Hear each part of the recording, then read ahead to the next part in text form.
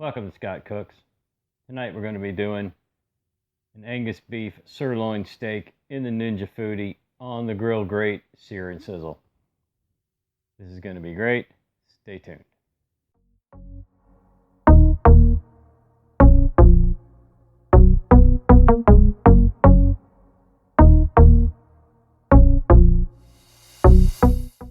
Alright guys, get started with this monster cut of beef. Alright, first thing I want to do is get it to room temperature. Mine's already been sitting out about 30 minutes. You can start seeing some blood running around here. This is an olive sprayer. This happens to be grape seed oil. Olive oil works just as well.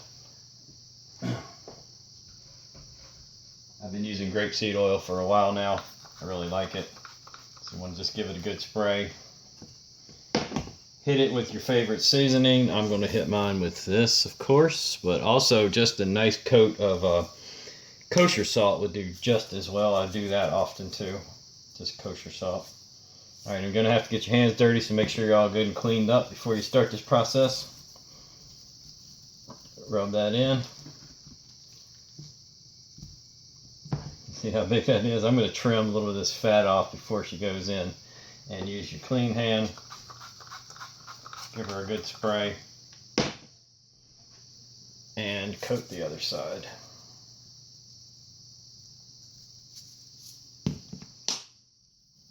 Rub that in as well. And just let it continue to sit. You want to get it as, near room temperature, as close to it as you possibly can with whatever time constraints you got. And we will be back in a minute to get the grate ready and cook up this fantastic piece of meat. Alright, the best way I know to trim up a big old piece of meat is kitchen scissors. These are Cutco's. One of my favorite scissors. These pop apart, throw them in the dishwasher, slap them right back together again. Crazy sharp. Love them. Use them for everything.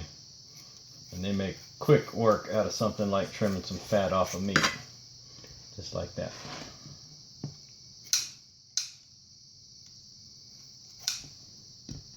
That's pretty good. Of course, I want to leave some on there. That looks great. Alright, just so I don't have to make any more mess than I need to. This is the part that goes on the bottom of the Ninja Foodi basket. It clips like this up under the basket. Today, we're going to use it like this, inverted. Okay? We're going to take our GrillGrate Sear and Sizzle and we're going to put it on top. Like that. We're going to take our steak, put that on top of that after we spray this with a little oil. Now I suppose you can also just shoot it with a little pan. Any non-stick spray. Now remember, like I said, the more you use this, the less you're going to have to spray it. Okay. I'm going to go ahead and get this steak on there. Just barely fits. Just squish it in a little bit. There we go. That's a beauty. There you go. Let's go ahead and get that into the Foodi. Okay. To make life easy, put this part in first. Go ahead and set in your grate.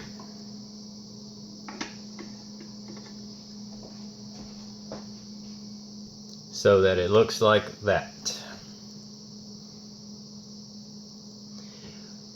Alright. Let's cook it. Close the lid on your Foodi. Power up. Okay, now we are going to be using broil today. Default's 10 minutes. I'm going to set it to 20 minutes just so it won't cut off on me, but I do not believe I'll be doing the whole 20. But we are going to be using our digital thermometer, as always, to judge how long to cook this. I don't usually cook steak by time. I usually cook it by temperature. Let's go. And we will be flipping the steak. Okay, when you're using the grate, you need to flip things because there's no air coming up underneath of it like it is in the basket or something like that. So we'll be flipping. We will do a 5-minute check, a 10-minute check, etc., etc.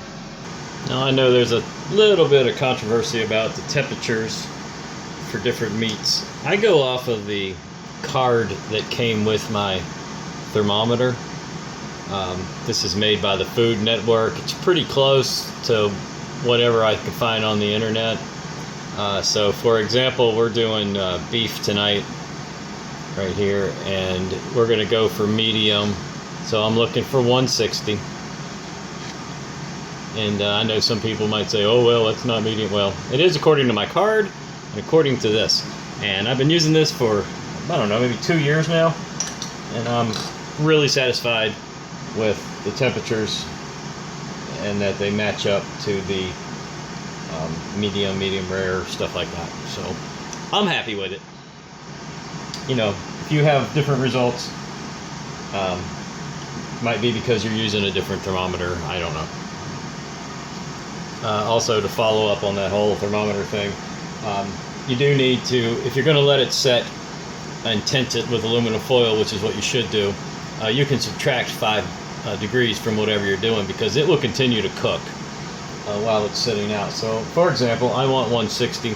So if I can hit exactly 155 in the Foodi, I'll pull it immediately, plate it, tint it with some aluminum foil, put a kitchen timer on it, 5 minutes. It'll be 160 5 minutes later, and that gives me 5 minutes to put my plates together and stuff for the rest of the meal. And I spent all that time talking about thermometers and missed my 5-minute mark. But anyway, it's 5.5 minutes. Let's check it. Okay, so we're just barely started. The tiniest little bit of brown there. Let's not lose that heat. So this may go the full 20. Based on that, I don't see myself flipping before 10 minutes, if at that. This is a pretty thick piece of meat, y'all. All right, it's 10 minutes, y'all. Let's go ahead and flip this thing.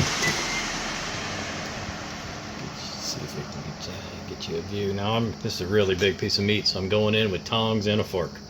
We'll see which one works. Probably just a fork. Yeah. Let's use the tongs to reposition it.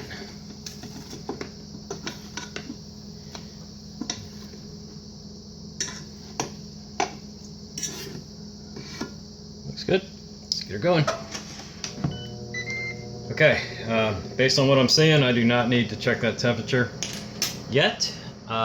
In fact, I'm gonna just go ahead and do the next 10 minutes, and we'll check it then, flip it again, and finish this thing off. It's gonna actually take more than 20 minutes based on what I'm seeing. Guess I miscalculated.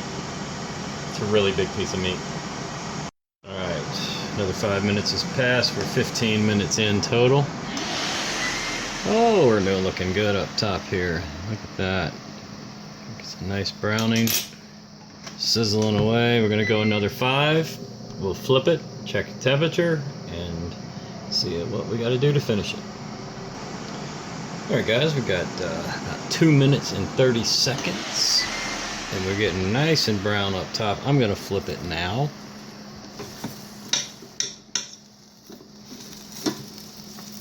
Quickly check the temperature. Don't want to lose too much heat here. Don't want to hit the grate on the bottom.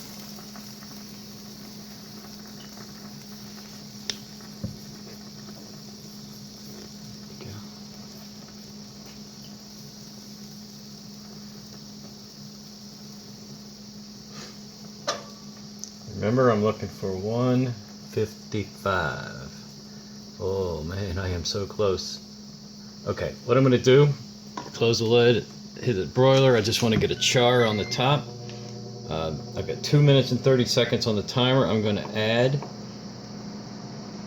a cup of water, so I'm going to bring that to exactly 5 minutes additional. There you go. With the 5-minute char on the top, check it one more time, and I think we're going to pull it, get it under a little bit of foil. All right, guys. Got a little bit of crisp on the top. Check it one more time. Make sure sometimes when you check these things, you get a false reading.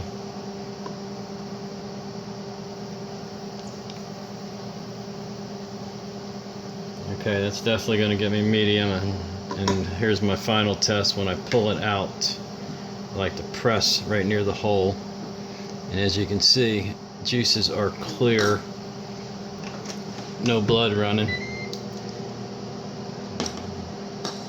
I'm going to give it that last 60 seconds and I'm going to pull it. I just like mine with a little char on the top, if I can get it. Alright, we're pulling.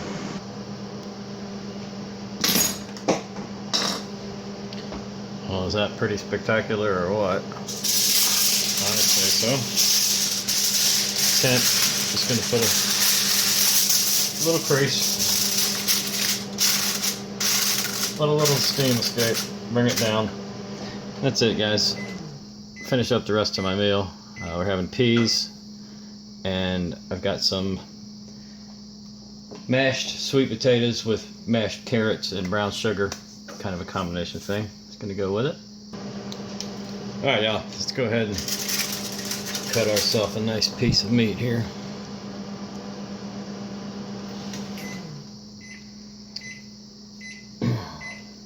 Tender test. Cutting across the grain. I'm sorry, I did not stop my plate from moving around. Yeah, it's just a hair past pink. That is medium, exactly what I was after. It's a perfect piece of meat.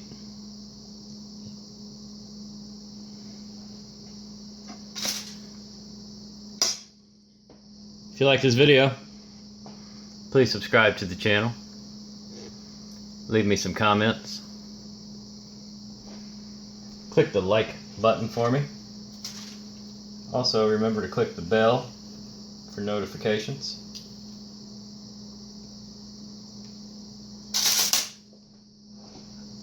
Don't forget to check the description. Got some links in there, Patreon, stuff like that.